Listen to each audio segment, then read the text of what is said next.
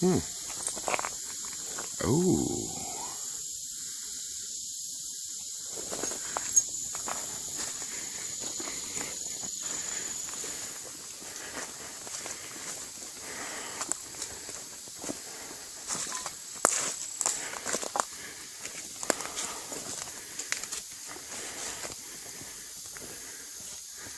Hmm.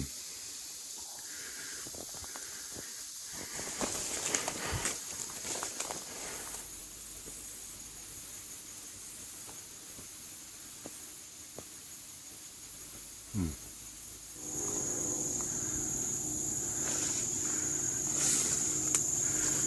Whoa.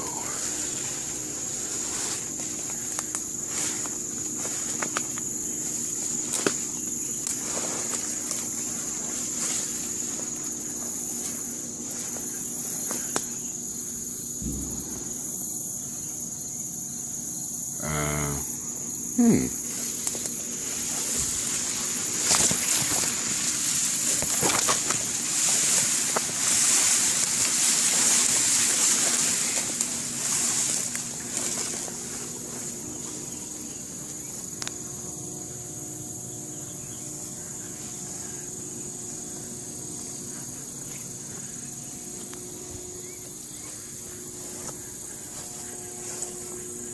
Uh-oh.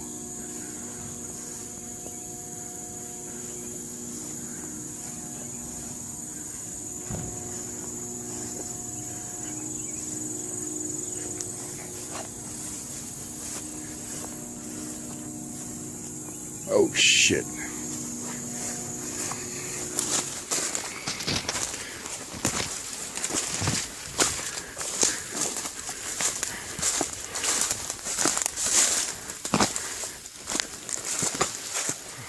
Oh, that was a close one, friends. Oh, you don't even know. Oh yeah, welcome to another episode of Trekking Tuesday. I'm trying out a new location, as you can tell.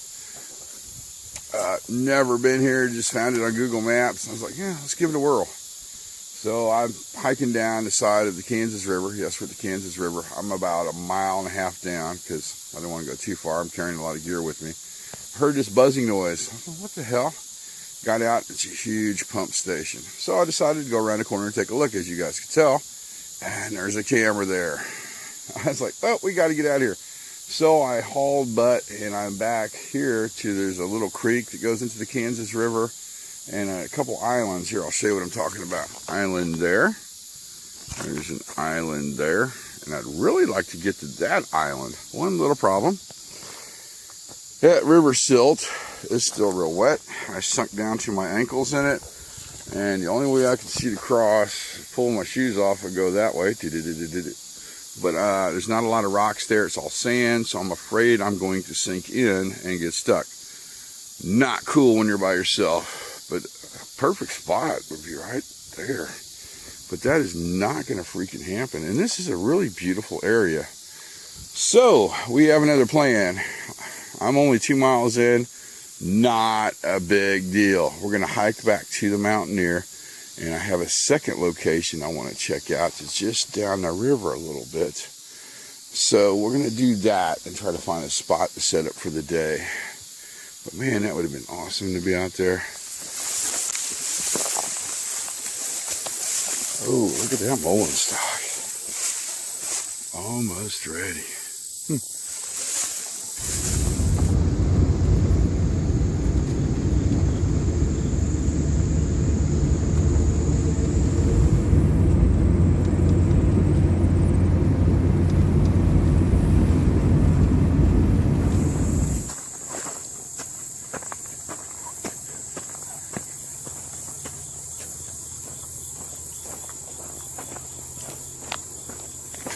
This is more like it.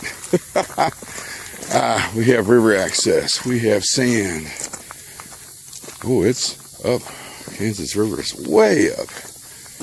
I haven't been out to this location. Oh my. I want to say at least 2 years. God, it's been a while. Usually there's a huge sandbar right here. As you can see, that is gone. Let's find a spot to set up at. Whew.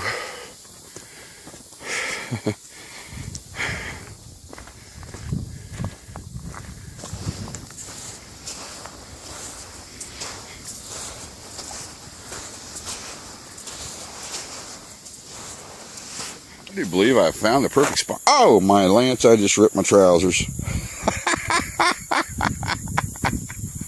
You've got to be kidding me. And I go commando. Oh, crap. Well, this is going to be an interesting day. I wonder if I can fix that with some duct tape. Okay, I've already went up here and searched the area. That is slick. We're going to go have to go up here and put up some cordage so I can, oh, they ripped even worse. The boys are hanging out. Oh, there they go again. We're going to have to put up some cordage so I can pull myself up and down this hill without slipping, but we've got plenty of building materials to work with. Oh my God, I can't believe I did that. Oh, and it's bad. So I'm going to attach the cordage to that tree right there. Can't believe this. Well, the shelter's up, and now we need to start finding wood for a fire so we can get something to eat. First I want to show you this. Look at that, Ken. Alright, he'll know what that means. So we don't want the wood on the ground. I mean, it burns, it'll burn fast, but it's not going to be good for cooking because it's all dry rot. It'll burn way too quick. What we're looking for is pretty much over here. Boy, you can tell there's a flood been through here. But we want this dead standing over here, and that piece over there looks really promising. And there's a whole bunch on this tree that we can grab up. Oh, that looks really good there. Yeah, we're going to harvest as much of this up here as we can. And we don't want to get anything that has a vine in it, because you just never know. Oh, this one's going to be perfect. And this one here, and that there, then that big one.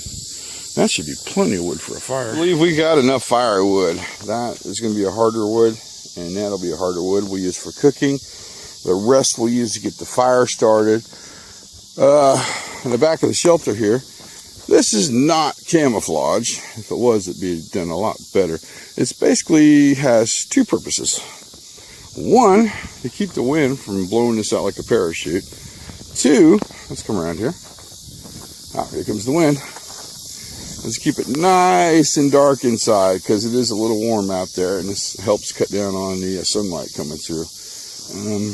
Okay, so fire placement, it's going to be a big deal. Nowhere in front of the shelter is an option because the wind is headed right into the shelter, and that's going to bring the ashes and sparks in there. Yeah, I don't want that. I'm thinking right here, it's going to be our best bet. And we can see the wind's blowing it down that direction, so it'll blow all the ashes and sparks right over. This is like a little jetty, right over that and back out into the river, so we don't have to worry about catching anything on fire, and it'll be easy to put out. Okay, so I'm going to get my gloves on, dig this fire pit out. I think we got some rocks we can put around it just to be a little bit on the safe side. Man, let's get that fire going, because tell you what, I'm freaking hungry. We've got our fire going, and it is freaking hot. But you notice how fast that wood is burning in there? Yeah, that's not going to be good for cooking. So we got this harder wood right here. This is sun-dried, and you can tell when you bang it. We're going to throw this on, and this is going to get our coal bed going, and this is what we're going to use to cook with. There we go. Oh, where's that thing going? Get back on there. There we go. That should work. Yeah, what the heck. One more. And then we're going to retire to the shelter while that happens, because that's going to take a good, oh man, that's really thick. I'm going to say half an hour to 40 minutes to burn down. It's something we can actually use to cook with. That should give us one heck of a bed of coals. And I did choose the right location for the fire because it is blowing that way and not coming nowhere near the shelter, so that's another good thing. I think we're going to use this rock here for my plate. I'm pretty sure it was flat. I was going to use that one, but I was screwing around and ended up breaking it. You know, most of the day, I just realized this. This is the first time I broke the machete out the entire day. And that was just to cut a couple pieces of that wood up. The whole day I've been using the cold steel Bushman, and that was to harvest the poles for the lean-to and some of the other items along with firewood. Guess I'm going to have to put that sucker on the stone tonight when I get home. And here is our grill, which we need to burn off. But right now, I'm just going to relax and let the fire do its thing. That's Ken, everybody. Say hi to everybody, Ken. Hi, hey. What? The world? Yeah, I'm doing a short little video clip here for our Facebook. And I'm getting ready to put my taters on. Camping with Bob. You're virtual camping with me. I'm your invisible camping friend. Yeah. But I am eating that potato. I'm getting ready to put mine on. I got one here with your name on it. Jeez, that's hot. It's in the fire now. Well, actually what I did is I put this rock in the fire and I built the fire up around it, and then I'm going to heat the rock up and have the rock heat the tater up. And I might just cook the chicken on a rock. I don't know yet. We'll see. So I think we're going to go ahead and put our chicken on. Let's see how the taters do. Oh yeah, it's getting close. Oh, this one's just a little bit more here. Jeez, that's hot. Put some coals under this.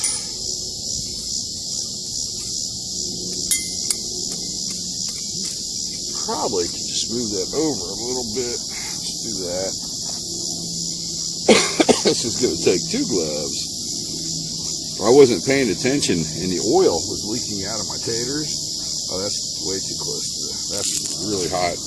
And my damn taters caught on fire. Can you believe that? That should be good. This is not going to take long at all to cook. Basically, it's just lemon pepper chicken. I double wrapped it because I do not want this leaking into my pack. Jessica processed it for me. And it's basically it's real lemon and then the lemon pepper mix, and I let it sit. Oh God. Probably overnight. Oh, if you guys can smell this. This is freaking incredible. Oh, that smells good. And I don't want to touch it. I don't want to get the nasty chicken on me. Looks like I'm going to have to though. Come here. Ah, now I got to go wash my hands. Damn it. Darn it, I mean. Oh well. What are you going to do?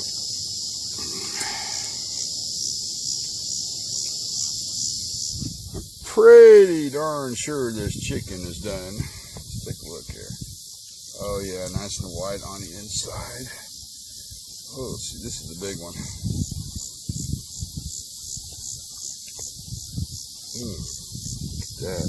Oh my, oh my. Oh my God.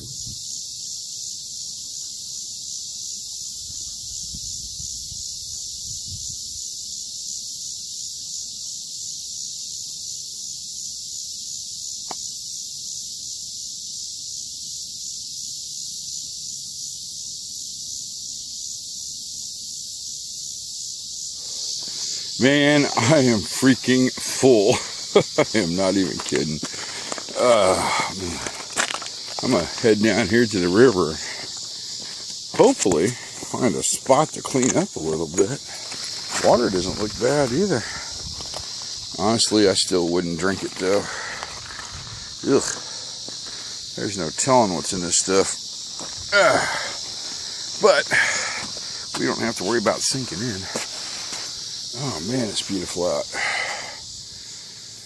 Unfortunately, friends, It's time to start heading it in. Starting to get kind of late. So we're going to be taking the shelter system down. Wasn't that hard to put up. Just when you're going into the sand, you're going to use some rocks to keep everything in place. And when I did put it up, it was pretty freaking windy out. But now not so much. Actually, it's really nice out. Kind of hate to leave, to be honest with you, but yeah, I don't want to get in trouble. I don't want to get put on double secret probation. So let's get this shelter down and start packing everything up. Shelter is down. Of course, I left the imprint in the sand. It'll go away the next time it rains real hard. Fire is out. And that was right here. That's the thing I love about trench fires. Look at that. You can't even tell there was a fire there.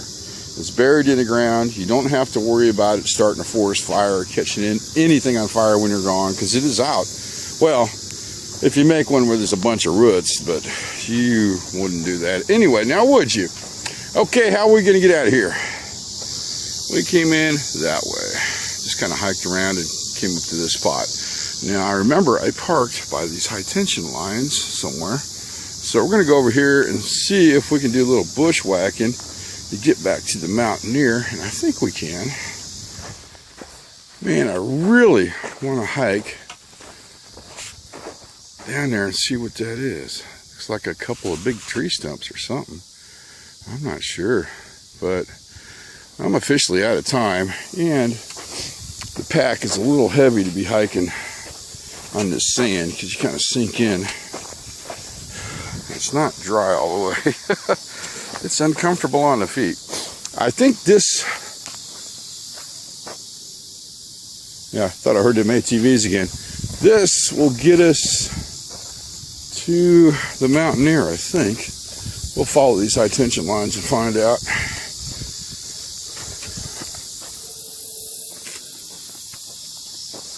Okay, we came in from there, then we went way down there and hiked all the way around. So that was kind of a shortcut. That was nice.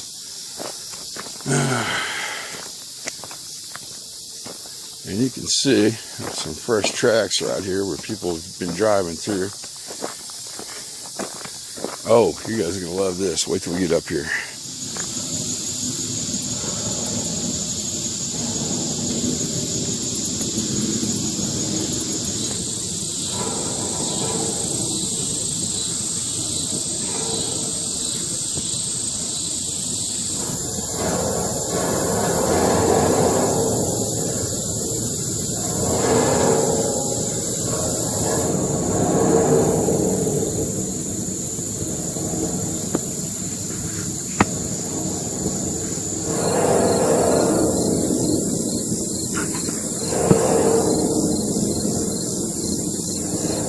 Pretty cool, isn't it? First time I heard that, I was coming through here at night a couple of years ago. Scared the crap out of me.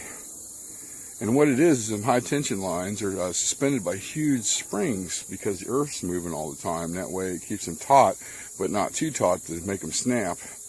And the wind's blowing through there, shaking them, and then the tower amplifies it. And I don't know, real windy day, it gets very noisy and spooky when you're the only one out here in the dark. Okay, we're almost back to the Mountaineer. Well, those are the guys that were playing around on the trails down there. They were making a lot of racket. Okay, I don't think we're done with this adventure yet today, friends. We need to back up a little bit and not fall off this levee, because if we do, we're gonna get stuck in a freaking ditch. And get turned around, and I think if I do this right, not flip over the Mountaineer, we should be able to make it down to the ghost house. Let's find out. All right, my brain is telling me go for it. That could be a massive sippy hole there, but my conscience is telling me no. Oh, crap. If I do, I need to get a good running start. Oh, what do I do? What do I do? We back out. We chicken out. Damn it. I don't want to. That could be really deep, though.